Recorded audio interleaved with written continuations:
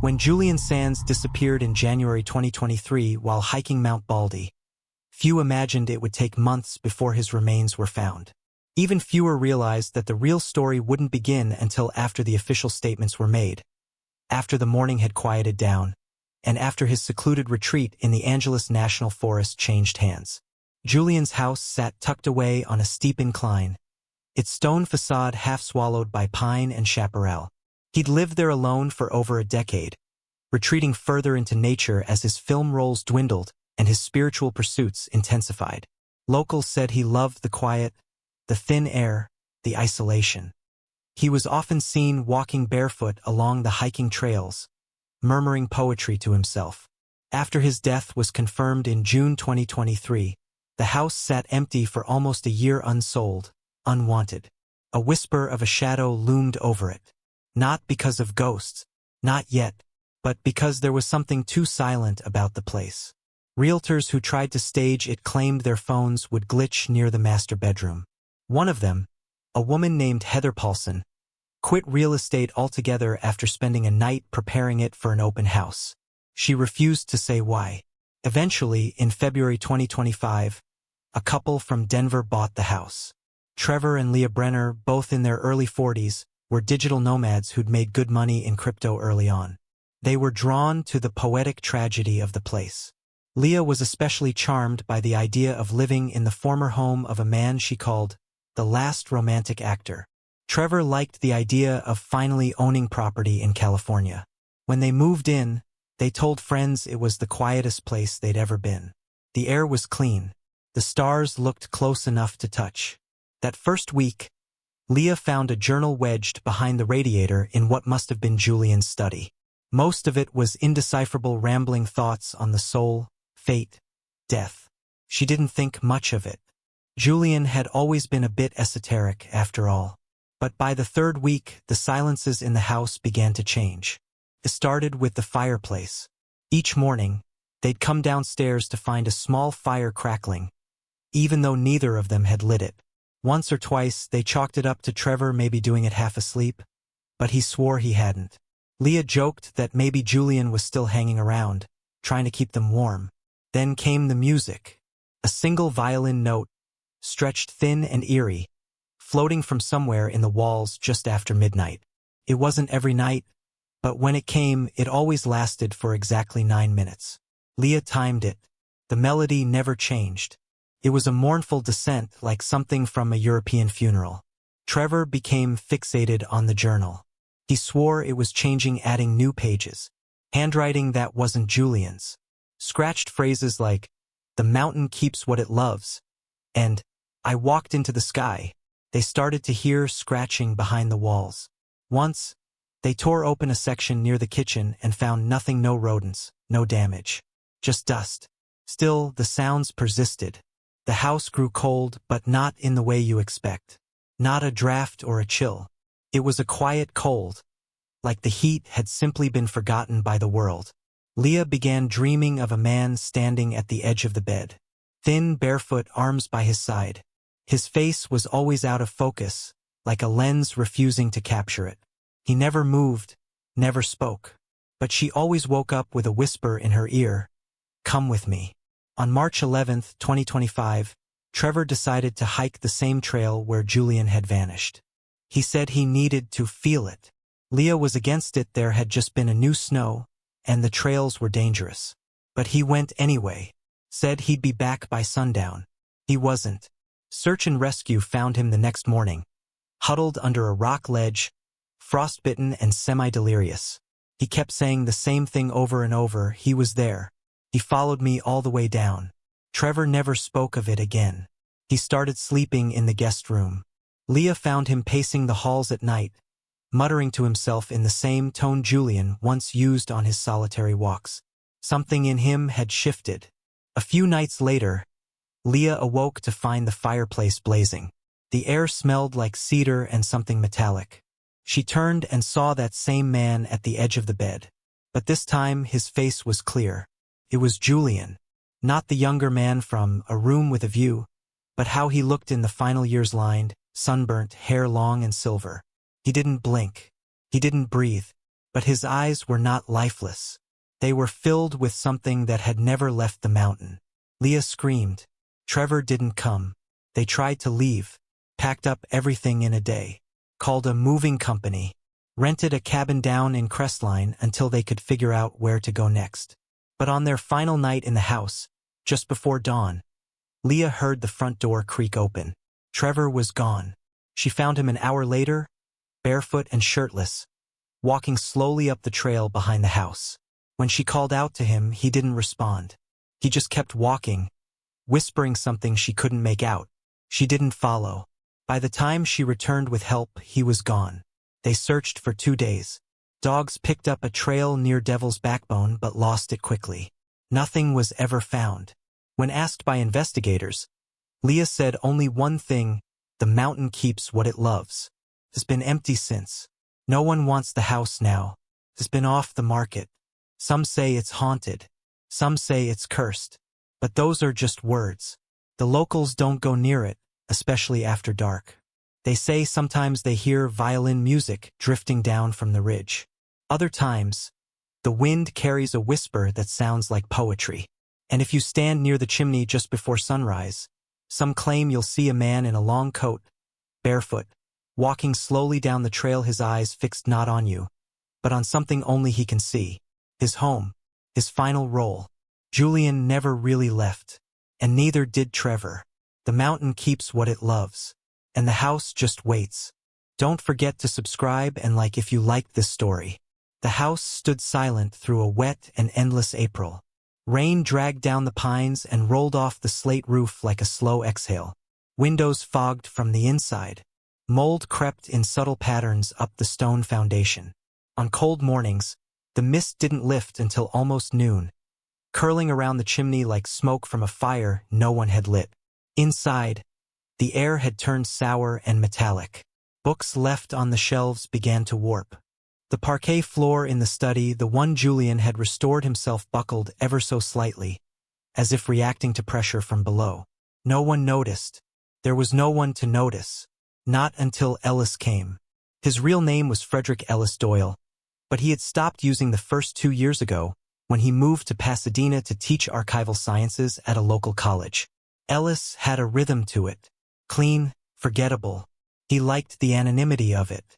What he didn't like, or at least didn't admit to liking, was his obsession with lost stories, particularly those of fading actors and forgotten estates. Some people collected stamps. Ellis collected houses, or more specifically, the lives sealed inside them. He first read about Julian Sands' property in a short blog post titled "The House the Mountain Forgot." It had maybe 4 photos, one of the overgrown driveway, one of the ivy-strangled porch, and 2 of the interior, taken during the brief time it had been staged for sale. The article itself was disjointed, rambling, but one line had caught Ellis's eye. There are no mirrors in the master bedroom. None. Not even in the en-suite. They were removed before the last couple moved in. Some say Julian never kept them. That was enough. Within weeks, Ellis was in contact with the bank that now managed the estate. It had been held in escrow after Leah Brenner declared her husband missing, presumed dead, and disappeared from public view. No one had contested the status. There was no will, no heirs, only debts and silence. He acquired the house for a fraction of its value. Ellis did not move in immediately. He visited first, 3 times, always alone, always just before dusk. He took photographs, though never with people in the frame. He took samples of the peeling wallpaper in Julian's study and carefully removed a floorboard beneath the built-in shelves where he'd once read Julian kept his letters. It was all ritual, part curiosity, part devotion. Then, in early May, he brought the rest of his things.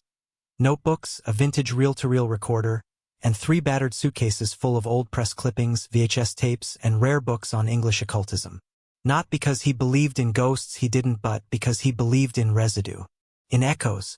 Some places, he thought, were simply built to hold memory better than others. And this one had been soaked in memory so long it had turned porous. The first nights passed quietly. Ellis slept in the guest room, though he kept the door open to the hall.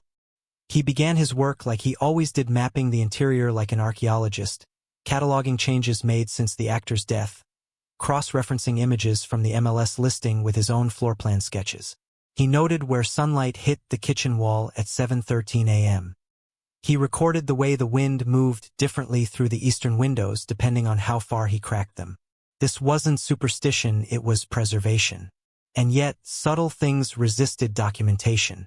His voice recorder clicked off exactly at 2:41 a.m. every night, regardless of what was being said.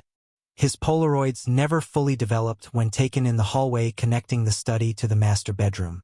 More than once, he set a notebook down only to find it gone, hours later, reappearing on the floor beneath the radiator in the exact spot where Leah Brenner had found the journal. It unnerved him, but not in the way one fears danger. Ellis was drawn in deeper. He began reading Julian's old poetry aloud in the study.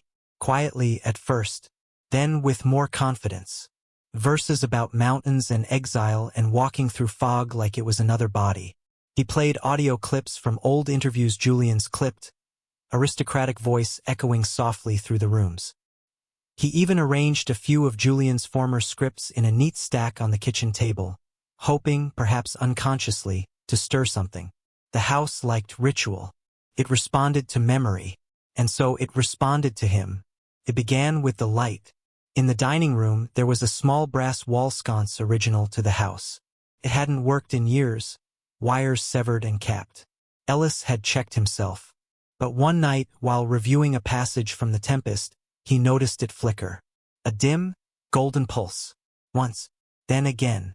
He moved closer, whispering now. Our revels now are ended. These are actors, as I foretold you, were all spirits and are melted into air, into thin air. The sconce lit, fully. He stood motionless, breath held, words caught on his tongue. He didn't finish the soliloquy. The light stayed on for exactly 11 minutes, then flickered once more and died. He told himself it was coincidence, residual current, a trick of faulty wiring.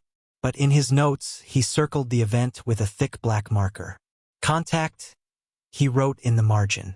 That same night, the wind shifted. For the first time since he'd arrived, it began to blow down from the mountain instead of up. By the end of May, Ellis had stopped opening windows. He slept less and paced more. His recordings had grown erratic.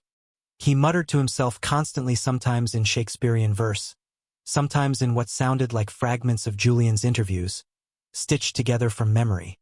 He still kept meticulous notes, but they were harder to follow now. Margins filled with symbols. Sketched diagrams of the trail behind the house. Repetitions of a single line, the mountain keeps what it loves. And the dreams came, always the same man, barefoot, standing at the base of the stairs, his hair wet from fog, his hands folded in front of him, not threatening, not smiling, just present. Ellis never saw his face. The house by now had consumed the silence. It had no need to scream. It pulsed with a soft rhythm, the way a stone beneath moss still holds the memory of fire.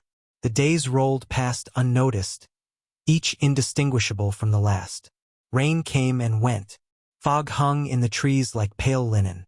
No mail arrived. No deliveries. No footsteps on the gravel drive. Ellis remained. He stopped going into town sometime in early June. His last grocery run had been modest, a few canned soups, crackers, dried figs, and coffee. But the cans remained unopened. He'd taken to steeping dried rosemary in water, sipping it slowly at night, convinced the scent brought back the energy of the house. Or maybe of him, the man who stood at the foot of the stairs each night, whose presence was no longer restricted to dreams. By now Ellis didn't fear him. He knew him, in the way one knows an echo after years of hearing it repeat through the same rooms. Julian was not a ghost, not in the theatrical sense. There were no chains, no dragging footsteps, no sudden gusts. Julian's haunting was different. It was a resonance, a shaping of space. He had lived in this house so intensely, so monastically, that his imprint had fused to the grain of the walls. Ellis no longer looked for signs. The signs came to him.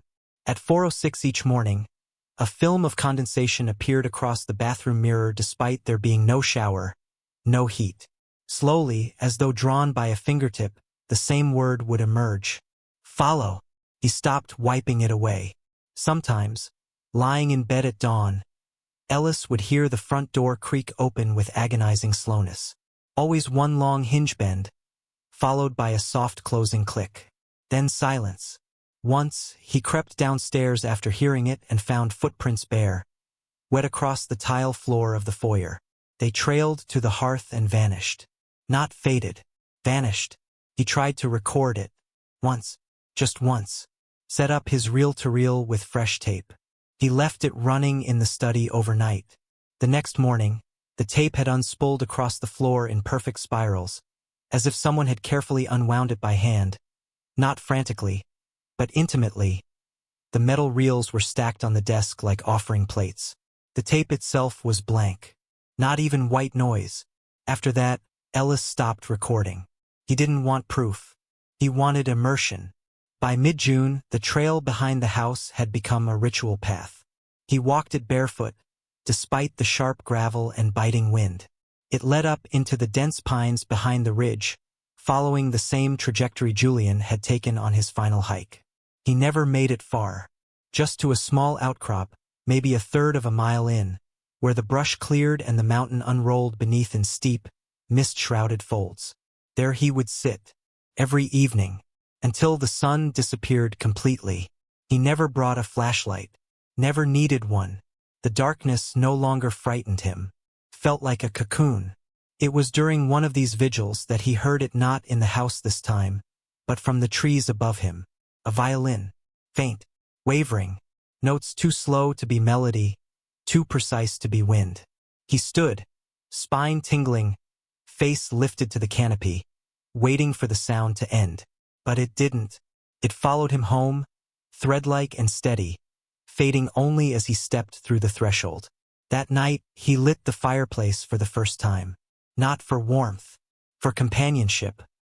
He sat cross-legged in front of it, eyes half-lidded, murmuring aloud from Julian's journal. The language had changed, less poetic, more fragmented. Pages that had been blank now bore messages scrawled diagonally, as if written under duress.